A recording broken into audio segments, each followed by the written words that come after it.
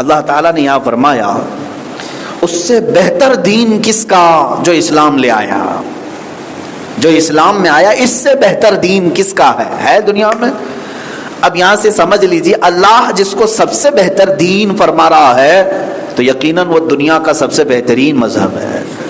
وہ کس کے متعلق فرمایا ہے؟ اسلام کے متعلق۔ اور دوسری جگہ رب تعالیٰ فرماتا ہے رضیت لکم الاسلام دینا، میں تمہیں اسلام دے کر راضی ہو گیا۔ تو اللہ جس دین سے راضی ہے وہ اسلام ہے۔ فخر کرو اے سنی مسلمانوں، اس پر اللہ نے تمہیں چلایا ہے، جو اللہ کا سب سے پسندیدہ دین، اور اللہ نے جس کو سب سے بہترین دین کہا۔ میرے عزیزو، یہ صرف ہمارے آپس کی بات نہیں، میں چیلنج کرتا ہوں آج آئے کوئی ڈیبیٹ کرنے کے لیے کسی بھی دنیا کے کسی بھی ریلیجن یا مذہب کو کمپیئر کرنا چاہتا ہے۔ الحمدللہ میں نے کمپیریٹیو اسٹڈی کیا ہے تقریباً 14 مذاہب پر دنیا کے، اس میں بہت سارے آئے، وہ بتائے مجھے اس سے بہتر انسانوں کے لیے وکلپ سولوشن میرے سامنے لا کر کے دکھا ہے۔ انشاءاللہ العزیز بچے کے پیدا ہونے سے اس کے قبر میں جانے تک ہر شوشے کے متعلق میں ایک ادنا طالب علم ہونے کی حیثیت سے اسلام کی ہر بات میں رکھنے کی کوشش کروں گا۔ اسلام نے کسی بھی گوشے کو تشنا نہیں چھوڑا، کسی بھی گوشے کو خالی نہیں چھوڑا۔ تم لاؤ کوئی بھی مسئلہ، زندگی میں نئے مسائل بھی پیدا ہوتے ہیں، اسلام فلیکسیبل ہے، اس کے پاس ہر چیز کا حل ہے۔ دیگر مذاہب کو بھی میں نے پڑھا ہے، کسی میں عورتوں کے حقوق نہیں پائے جاتے، کسی میں معاشی حقوق نہیں ملتے، کسی میں جرائم کی سزا نہیں ہے، کسی میں بچوں کے حقوق کیا یہ نہیں ہے، کہیں نہ کہیں چوک ہے۔ وہ اس لیے کہ انسانوں کے بنائے ہوئے قوانین یہ روز اس کو نئے اپڈیٹ ہونے کی ضرورت ہے، اور اللہ کا بنایا ہوا قانون ایسا ہے جو قیامت تک کے لیے اپ ٹو ڈیٹ ہے، اس میں اپڈیٹ نہیں ہونا ہے، یہ قیامت تک آنے والے ہر انسان کے لیے سفیشینٹ ہے۔ اب یہاں سے جو میں بات عرض کرنے جا رہا ہوں وہ یہ ہے کہ اس دور میں ابھی فی الحال ایک نیا فتنہ جنم لیا ہے الحاد کا۔ الحاد یہ عربی لفظ ہے، ملحد کسے کہتے ہیں؟ یہ الحاد اور ملحد، یہ سمجھ کر چلیں نوجوان بچوں کے لیے خصوصی طور پر۔ سب سے بڑا فتنہ ابھی جو پھیل رہا ہے، فرقے تو ہوتے تھے لیکن اب جو فتنہ ہے وہ الحاد۔ الحاد کہتے ہیں ایتھیزم کو، کوئی خدا نہیں، خدا کو ماننا ہی نہیں ہے، معاذ اللہ، جیسے ان کو دہریہ کہا جاتا تھا، عربی میں اس کو ملحد کہتے ہیں، یعنی جو خدا کو ہی نہیں مانتا، کوئی دین نہیں ہے، کوئی دھرم نہیں ہے دنیا میں، کچھ نہیں ہے، ہم آئے ہیں اور جانے والے، بس اتنا ہی ہے ان کا۔ یہ لائف ہے، انجوائے کرو، جس کے پاس پیسہ آیا، جس کے پاس گاڑی بنگلہ، انجوائے کرو، کچھ بھی نہیں ہے۔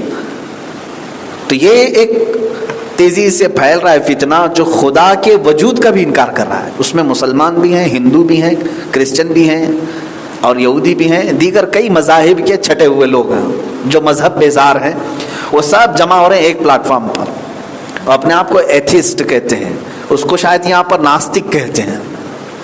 ہندوستان میں پنڈت لوگ بھی ان سے ناراض ہیں کہ ان کا بھی دھرم چھوڑ کر کے بیٹھے ہوئے ہیں، وہ لوگ ناستک ان کو کہتے ہیں، جو کسی بھی دھرم کو نہیں مانتا۔ انہی میں سے اب ایک نیا فرقہ اور بھی ایک جنم لیا ہے، اگنوسٹک اس کو کہہ رہے ہیں۔ یہ کیا ہے؟ یہ خدا کو تو مانتے ہیں لیکن دین کچھ نہیں ہے، کوئی قانون نہیں ہے، خدا کوئی چلانے والا ہے لیکن نہ اسلام ہے، نہ یہودیزم ہے، نہ کرسچن ہے، یہ کوئی دین دنیا میں نہیں ہے۔ میرے عزیزو، یہ چلتے چلتے فتنہ بہت خطرناک شکل اختیار کر رہا ہے، اور اس فتنے کی جڑ کہاں ہے، کیسے شروع ہوا اور کہاں پھیل رہا ہے؟ پوری کی پوری جڑ اس کی سوشل میڈیا ہے۔ سوشل میڈیا پہ سب سے زیادہ کثرت سے اس کو پھیلایا جا رہا ہے، باضابطہ ان کے گروپس ہیں۔ ابھی حیرت ہوئی مجھے آج کی ایک نیوز پڑھ کر کے کہ پاکستان کے پڑوسی ملک میں 10% آبادی ان کی ایتھیسٹ ہو چکی ہے۔ 10% کا مطلب ہوا کہ اگر ان کی آبادی 20 کروڑ ہے یا 18 کروڑ ہے تو تقریباً 2 کروڑ لوگ ایتھیسٹ ہو چکے ہیں۔ یہ صرف اور صرف چند مہینے یا چند سالوں کی وجہ سے، اور پوری دنیا میں یہ فتنہ بہت کثرت سے پھیلا جا رہا ہے۔ یورپ میں پہلے سے تھا، یو کے میں، امریکہ میں کئی لوگ ایسے ہیں جو خدا کے وجود کا انکار کرتے ہیں۔ ایک بات میں آپ کو بتاؤں، دنیا میں تقریباً جتنے مذاہب پائے جاتے ہیں سب کے یہاں خدا کا تصور ہے، الگ الگ انداز میں، ہم اللہ کو جس طرح سے مانتے ہیں، ایسے ہی یہودیوں کے ہاں بھی خدا کا تصور ہے، اللہ ہے، اللہ تعالیٰ کے اوپر وہ ایمان رکھتے ہیں، یقین رکھتے ہیں، لیکن اس کی صفات میں چینجنگ کرتے ہیں۔ ظاہر سی بات ہے جیسے خدا کو ماننے کا حق ہے ویسے نہیں مانتے، لیکن مانتے ہیں ہے خدا ہے۔ عیسائی بھی خدا کو مانتے ہیں، خدا ہے، پاورفل ہے، طاقتور ہے، اس نے نبی بھی بھیجے، کتاب بھی بھیجے۔ عیسائیوں کے مذہب میں بھی خدا کا تصور ہے، لیکن اس خدا کے ساتھ وہ شریک ٹھہرا لیتے ہیں کہ خدا کا ایک بیٹا بھی ہے، بیوی بھی ہے۔ تو یہ کانسیپٹ اسلام کا نہیں ہے، لیکن خدا کا تصور ان کے ہاں بھی ہے۔ ہندوؤں کے ہاں بھی ہے خدا کا تصور، ہندو دین میں، یا ہندو کوئی مذہب نہیں مانتے، اس کو سناتن کہتے ہیں، سناتن دھرم جو پہلے سے ان کا موجود رہا ہے۔ تو سناتن دھرم میں بھی خدا کا تصور موجود ہے، الگ انداز میں ہے، نام الگ ہے اور الگ کیفیت میں مانتے ہیں۔ جو اللہ رب العزت جس طرح سے ہم مانتے ہیں اللہ کو، ہر عیب سے پاک، جسم و جسمانیت سے پاک، مکان و مکانیت سے پاک، اس طرح سے نہیں مانتے، لیکن خدا کا تصور رکھتے ہیں۔ دنیا کے سب مذاہب میں کوئی نہ کوئی خدا کا تصور رکھتے ہیں، اپنا اپنا خدا، ایک خدا ان کے یہاں ہے، ان کے یہاں ہے، فلاں کے یہاں ہے۔ لیکن یہ ڈینجر فرقہ جو ناستک ہے، ملحد ہے یا ایتھسٹ ہے، یہ کسی بھی خدا کو نہیں مانتے، خدا ہے ہی نہیں ان کے ہاں، اور اس کو وہ دلائل سے بھی ثابت کر رہے ہیں اور سائنس کے اعتبار سے چل رہے ہیں، سائنٹیفک طریقے سے وہ مانتے جا رہے ہیں کہ دیکھو سائنس اتنی ترقی کر چکا، اب یہ سب ادیان، یہ سارے مذاہب پرانے ہیں، اور دین جتنا لوگ فالو کر رہے ہیں یہ جھوٹی باتوں پر پھیلا ہوا دین ہے، معاذ اللہ۔ یہ باتیں آئی، جھوٹی باتوں پر پھیلا ہوا، اس کو کہہ رہے ہیں یہ دین ہے، اور لوگ اس کو نقل کرتے کرتے چلے آ گئے اور اب تک چل رہا ہے۔ تو اب یہ عقل والے آ گئے جن کو یہ اپنے آپ کو سمجھتے ہیں بڑے 30 مارکہ ہیں، اب ان سے زیادہ عقل کسی کو نہیں ہے، اور یہ سمجھتے ہیں کوئی دین نہیں، کوئی خدا نہیں۔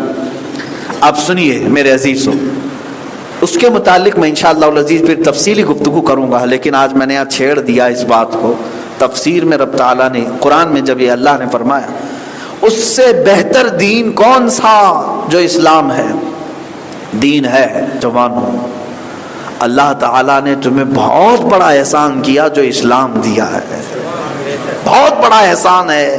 اس امت میں پیدا ہونے کے لیے پچھلے نبی دعا کیا کرتے تھے، اللہ نے تمہیں بن مانگے اس امت میں پیدا کیا، تو اس کو ٹھکرا کر کے اگر تم آزاد ہونا چاہتے ہو کتنے دن جی لو گے؟ چلو عیاشی کرنا ہے، زنا کرنا ہے، شراب پینا ہے، تمہیں اپنے جسمانی سکون حاصل کرنا ہے، بتاؤ کتنے سال کرو گے؟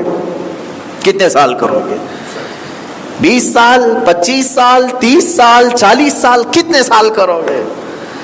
ایک دن تمہاری جوانی ختم ہونی ہے، ایک دن تمہارے اندر کا جنس ختم ہونا ہے، تمہارا بڑھاپا آئے گا، اور پھر ایک دن وہ بھی آئے گا جب تمہارا نرخرا بج رہا ہوگا، آخری سانسیں اٹک رہی ہوں گی ہے۔ اب آیتیں پڑھو، اسی پر میں لا کر کے اپنی گفتگو ختم کرتا ہوں۔ اللہ فرماتا ہے وَلِلَّهِ مَا فِي السَّمَاوَاتِ وَمَا فِي الْأَرْضِ وَكَانَ اللَّهُ بِكُلِّ شَيْءٍ مُحِيطًا، اللہ ہی کا ہے جو کچھ آسمانوں میں ہے، جو کچھ زمین میں ہے، اور ہر چیز پر اللہ ہی کا قابو ہے۔ تم زمین میں آؤ گے یا پھر اڑ کر کے آسمانوں میں جاؤ گے، چلو ان دونوں میں سے بچنے کے لیے اگر جسم کو مرنے کے بعد کاٹ کے چیل کووں کو کھلاؤ گے تب بھی مولا فرماتا یہ سب پر اللہ ہی کا قابو ہے۔ تمہاری ایک روح ہے، تمہاری ایک روح ہے، اس کو درد ہوگا اور وہ عذاب کا شکار بنے گی۔ اس لیے اے نوجوانوں، بھولے بھٹکے اس طرح سوشل میڈیا پر ایمان نہ لاؤ۔ بہت کثرت سے آج سوشل میڈیا پر رہنے والوں پر یہ خطرہ منڈلا رہا ہے، یہ خطرہ منڈلا رہا ہے۔ 10% آبادی معمولی بات نہیں ہے، وہ پاکستان میں ہوگی، اس کی وجہ بھی میں جانتا ہوں، اس لیے کہ وہاں کے مسلمان آج اتنے عیاش ہو گئے کہ وہ ہر چیز میں مغرب زدہ ہیں، ماڈرنزم۔ بہت تو ایسے ہیں ان کو اردو بولنے نہیں آتی، انگلش میں جھاڑتے رہتے ہیں، اپنے بچوں کو بھی انہوں نے قرآن سے قریب نہیں رکھا، دین سے قریب نہیں رکھا۔ وہ یہ سوچتے نہیں تھوڑا سا اچھے پوش ماحول میں رکھیں، یہی پوش ماحول انہیں ملحد بناتا ہے، ایتھیزم کی طرف لے جاتا ہے۔ اس لیے اے مسلمانوں، میں کبھی کبھار وہ اقبال کا شعر یاد کرتا ہوں، تو اچھا لگتا ہے.